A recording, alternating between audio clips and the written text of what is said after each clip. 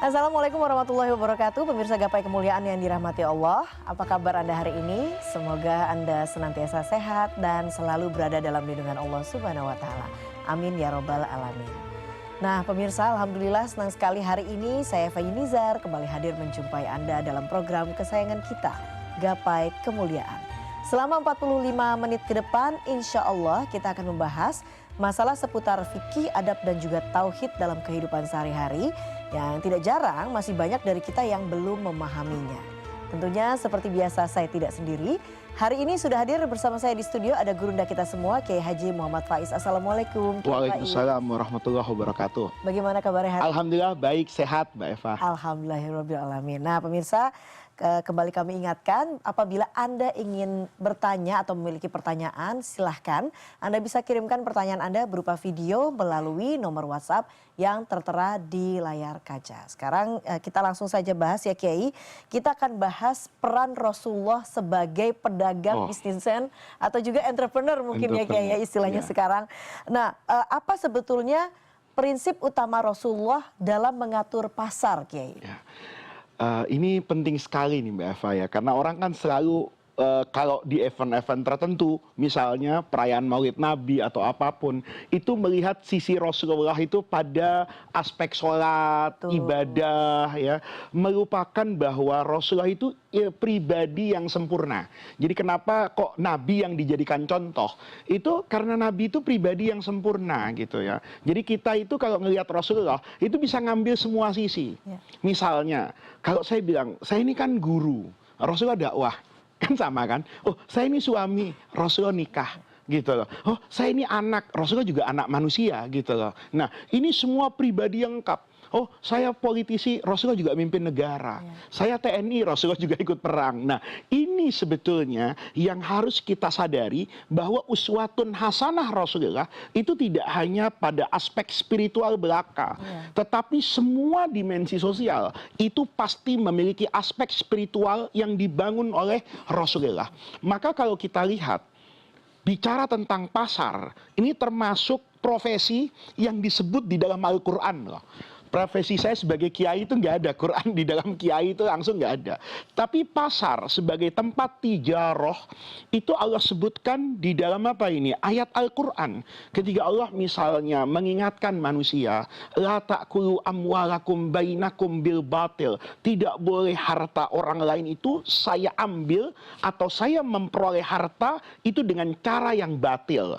Illa antakuna, kecuali proses perpindahan harta itu melalui yang namanya tijaroh. Tijaroh itu kan dagang. Tentu perdagangan ini itu lazimnya ada di pasar. Sekalipun tentu pasarnya Nabi itu hanya pasar komoditas barang. Sekarang mungkin ada bursa, ada pasar uang dan sebagainya. Tetapi itu adalah yang disebut di dalam Al-Quran. Maka itu juga menjadi pusat perhatian Rasulullah. Karena Rasulullah itu pedagang. Sahabat-sahabat utamanya Rasulullah itu juga pedagang. Sayyidina Abu Bakar pedagang, Sayyidina Utsman pedagang. Banyak sekali sahabat yang berprofesi sebagai pedagang. Maka kalau pertanyaannya, apa yang dilakukan oleh Rasulullah di pasar? Itu yang pertama, Nabi membangun integritas. Integritas ini berkaitan dengan kejujuran. Kejujuran itu turunannya namanya transparan, ya. Nah, makanya kejujuran itu adalah nilai dasar utama yang Rasulullah Shallallahu Alaihi Wasallam itu tanamkan kepada pasarnya Nabi di Madinah. Jadi kalau kita mau bersama Nabi, karena Nabi penguasa kan, kalau di Mekah kan Nabi rakyat. Nah, ketika di Madinah, Nabi ini otoritas. Ya BI-nya, ya OJK-nya, ya Menteri Perdagangannya, Menteri Keuangannya, koperasinya, semua ini ada di tangan Rasulullah. Maka nanti kita lihat ayat Quran bicara itu, ya Nabi juga bicara itu. Satu contoh nih para pemirsa, kaidah dasar di pasar. Saya ini kalau melakukan pembelian datang ke pasar, itu saya akan merasa tenang kalau saya berinteraksi dengan pedagang yang punya reputasi baik. Oleh karena itu Rasulullah yang pertama kali itu mengajarkan kejujuran. Kejujuran itu dilambangkan, kata Rasulullah nih, al-bayyi'ani bil khiyar. Semua orang yang melakukan jual beli itu bil khiyar, punya opsi. Opsi untuk membeli dan opsi untuk tidak membeli. Yang sudah diperjanjikan, kalau ada klausul bisa dibatalkan karena wan prestasi, maka itu juga boleh dilakukan. Jadi Nabi pertama kali di pasar, itu kata Nabi, harus dilakukan dengan ridho. Artinya, saya tidak dipaksa untuk membeli barang, dan pedagang itu juga tidak dipaksa untuk menjual. Ini betul-betul saling kerelaan karena bertemunya kepentingan. Saya punya kepentingan terhadap barang, pedagang punya kepentingan terhadap uang saya. Apa kata Rasulullah? Fa'in sodaqo. Kalau kedua-duanya itu jujur memainkan peranan sebagaimana mestinya. Karena nanti ada penjual itu yang tidak jujur, direkayasa Mbak Eva. Misalnya ada pedagang A, supaya dagangannya laku, saya pura-pura jadi pembeli. Begitu saya tahu, berapa barang ini? Dia bilang 1 juta. Saya bilang, mahal amat, 100.000. Sampai saya tawar mendekati 600. Mbak Eva datang nih. Begitu Mbak Eva datang, harga itu sudah di 600. Maka Mbak Eva pasti akan mengatakan, gimana kalau saya saja 700? Diambil sama Mbak Eva nih 700. Padahal saya itu tidak sedang ingin membeli barang. Merekayasa agar harganya tinggi, orang lain tertipu. Itu hadisnya ada. Di dalam hadis itu Nabi naha an-nabiyyu sallallahu alaihi wasallam an bai'in najas. Bai'in najas itu rekayasa pembeli. Ini bahaya loh. Di bursa sering begitu kan? Ya, supaya sahamnya naik, dibuat isu nih. Ya, dibuat gosip tertentu untuk naik atau untuk turun. Nah, ini dilarang oleh Nabi. Kenapa? Karena di situ nggak ada unsur kejujuran tadi. Fa'in sodako, kata Nabi, kalau dua-duanya jujur, memang betul mau menjual dan mau membeli, wabayana, transparan. Ya, penjualnya bilang, ini barangnya, aib kekurangannya ini. Kita kan nggak ada Mbak Eva, semua kecap nomor 1. Saya nyari itu kecap yang nomor 2 mana, nggak ada. Semua bilang kecap saya nomor 1, jus saya jus murni. Walaupun saya juga agak berpikir ya, kalau ini murni udah nggak bisa minum jeruk kita, karena kita meres jeruk tuh airnya sedikit gitu. Tapi selalu mengatakan murni 100%. Padahal kan proses tidak murni juga tidak pasti salah. Kan gitu kan, diekstrak, kan dijelaskan. Itu namanya kata Nabi, bayana. Produk itu, komposisinya, isinya, jelaskan, jangan bohong.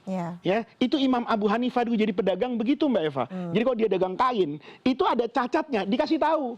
Kalau kita tutupi gitu loh. Mobil ada lecetnya, terus dikasih stiker gitu lah. Seakan-akan ini tidak ada aibnya. Sama. Pembelinya juga gitu. Ini mohon maaf Mbak Eva, kadang-kadang kalau beli uangnya banyak 5 juta, lalu ada uang sobek 1 itu ditaruh di dalam dengan pikiran dia akan termasuk tidak jujur juga ya? Tidak jujur. Kan itu bagian dari ketransparansi. Mbak Eva penjual harus menjelaskan spesifikasi barang, saya pembeli harus menjelaskan spesifikasi alat bayar saya. Nah, makanya nanti di sini kesepakatan harga itu ada kriterianya dalam fikih. Nah, ini yang dibangun kata Nabi. Kalau sudah jujur, transparan, Allah kasih barokah. Gitu loh. Tapi kalau tidak jujur dan tidak transparan, barokahnya Allah cabut. Ini kan namanya Rasulullah itu menegaskan bahwa kunci dasar ekonomi ini berkah karena rezeki yang dimakan itu saling diridhoi. Kalau enggak, ditipu saya barang KW. Maka dia doanya jelek kan. Mohon maaf ya para pemirsa, yang pedagang kayak gitu lebih baik cepat mati. Tahu-tahu mati pedagangnya, belum ada yang bisa neruskan. Distribusi barang jadi mandek, bergejolaklah ekonomi. Nah, ini yang ditanamkan oleh Rasulullah. Yang pertama itu adalah integritas dalam. Oke, nah Kiai, kalau kemudian bagaimana Rasulullah menanamkan nilai kejujuran ini Kiai pada masa peralihan. Jadi perbedaannya seperti apa setelah sebelum masuknya Rasulullah atau mengaturnya Rasulullah dengan menanamkan nilai kejujuran dengan setelah masuknya Rasulullah. Kalau Mbak Eva tertarik untuk jadi pedagang, itu di Google, mungkin AI juga bisa membantu, itu kaidah pasar Rasulullah. Itu yang kata-kata saya tadi itu, integritas itu di breakdown loh sama Nabi. Gitu loh. Apa contohnya? Misalnya, Nabi itu melarang jual beli antara rukban. Ini gambar yang paling gampangnya.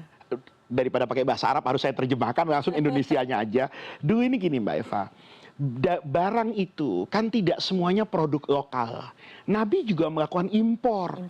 Gitu loh. Nah, ada pedagang yang membawa barang dari luar Madinah. Kan dulu tidak ada medsos. Dia tidak tahu kondisi pasar di Madinah. Ada orang yang kadang-kadang ingin merusak nih tatanan pasar. Sebelum barang ini masuk Jakarta, nih ya, misalnya di tengah laut itu masih di Pulau Seribu belum sampai Tanjung Priok, itu dicegat Mbak Eva. Sama saya yang penduduk Jakarta. Saya kasih tahu, barangmu ini saya beli sekiannya. Kan dia pasti nanya, kok cuma segitu? Barang itu lagi banyak kok di pasar. Gitu loh. Penjualnya tuh enggak tahu situasi pasar Madinah. Kan dulu nggak ada indikator ekonomi di Bank Dunia kan. Ya tentu semuanya pasti insting aja kan. Nah, kadang-kadang ditipu di situ. Diambil barang itu dengan harga yang murah. Ternyata barang itu sedang langka di Madinah. Maka saya dapat keuntungan yang berlipat-lipat. Yang kayak begini walaupun sah jual belinya, tapi kata Nabi berdosa. Karena dia sedang tidak jujur tadi itu. Itu kaidahnya dibuat sama Rasulullah itu. Ya, oh nggak boleh kayak gitu. Tadi An-Najas misalnya merekayasa promo yang berlebihan. Itu kan sekarang ada promo kadang-kadang buat saya itu agak berlebihan gitu. Ya, saya dulu itu ayah saya itu kan dulu suka dengerin radio, orang sepuh ya. Jadi sampai sekarang tuh suka dengerin radio. Kadang ada iklan itu, ayah saya tuh minta cariin saya. Di usia saya segini berasnya ini bilangnya, pokoknya saya kenapa Abi kok berasnya itu? Itu saya dengar enak, begitu dimakan sama aja sih. Ya, iyalah kata saya. Nah, tapi itu yang berlebihan seperti itu kan tidak boleh. Ya, kita minum susu nanti supaya tulangnya kuat, bagus. Tapi kalau menanamkan sesuatu yang berlebihan, itu juga ada kaidahnya dibuat oleh Rasulullah. Banyak sekali kaidah-kaidah. Kemudian nih untuk mewujudkan itu semua maka harus ada komitmen. Kan hitam di atas putih, perjanjian, notaris. Mbak Eva harus tahu loh, notaris itu disebut loh profesi di Quran ayat yang paling panjang se-Quran. Gitu. Jadi kalau buka surah Al-Baqarah sebelum lembar terakhir ayat Mudayanah itu ada namanya katibun, penulis. Itu kalau sekarang notaris. Jadi itu betapa perhatian Rasulullah kepada tata administrasi ekonomi hari ini. Kata Nabi menafsirkan Al-Quran, ya ayyuhalladzina amanu aufu bil uqud. Semua yang sudah diperjanjikan harus dipenuhi oleh para pihak. Itu Quran. Jadi kenapa harus ada notaris untuk menjaga komitmen ini? Ya, dilembagakan, diaktekan. Yang asalnya abstrak, Mbak Eva ngomong, saya ngomong kan abstrak, tidak ada buktinya. Maka untuk dimaterialisasikan, dikata-katakan, itu ada profesi yang dibangun dalam agama namanya katibun, notaris. Itu menunjukkan bangunan yang pertama kejujuran, bangunan yang kedua mitigasi atas moral hazard yang mungkin terjadi. Itu dengan cara kata Nabi, semua yang kamu sepakati tulis. Nih, sekarang kita kadang-kadang meremehkan itu Mbak Eva, merasa Mbak Eva dengan Mila, dengan saya, dengan Mas Arif misalnya dekat, lalu pinjem-pinjem uang nggak dicatat, gitu loh. Nggak usah dicatat ya, iyalah, gua akan percaya. Oke, hari ini percaya, besok beda pilihan pilpres, kadang-kadang bermusuhan, ketiga menagih, dispute, ribut. Nah itu aturan pasar yang dibangun oleh Rasulullah. Baik, tadi ada jujur soal tidak boleh rekayasa dan juga komitmen ya Kiai ya. Nah, yang saya ingin tanyakan selanjutnya adalah soal monopoli atau penunjukan barang, Kiai. Nah, ini bagaimana kemudian Rasulullah mungkin melarang pastinya ya, Kiai, dan juga menertibkannya. Kita akan bahas setelah jeda ini. Jangan kemana-mana, Gapai Kemuliaan akan segera kembali sesaat lagi.